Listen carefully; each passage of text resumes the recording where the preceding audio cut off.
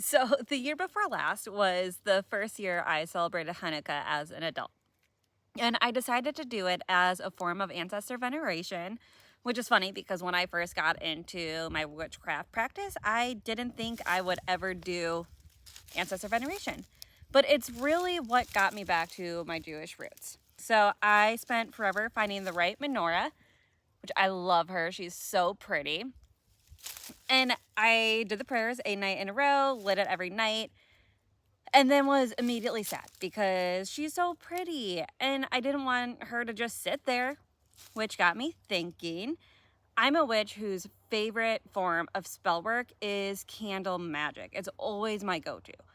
So why couldn't I use my menorah for magic, especially when they have been used as symbols for miracles for hundreds of years?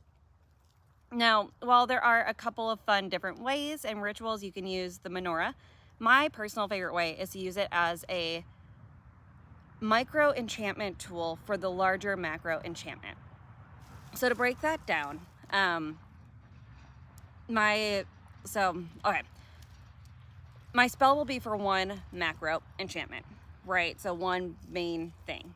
But then I can use each branch of the menorah for a micro enchantment.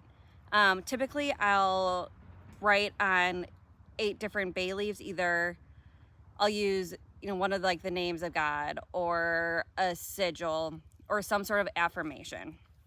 You can also use scraps of paper too if a bay leaf isn't appropriate for the spell you're doing.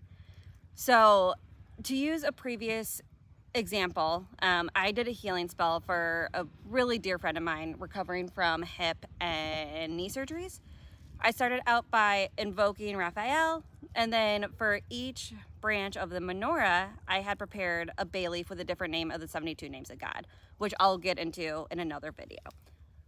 So each one of those had to do with strength, patience, divine help, little things that would overall help the healing as a whole.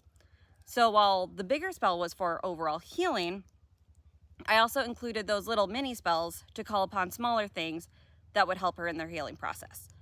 Like I said, it is my favorite form. I don't know anyone who uses a menorah this way. If you do, I would love to fucking chat, because seriously, it to me is one of my favorite things for a bigger ritual.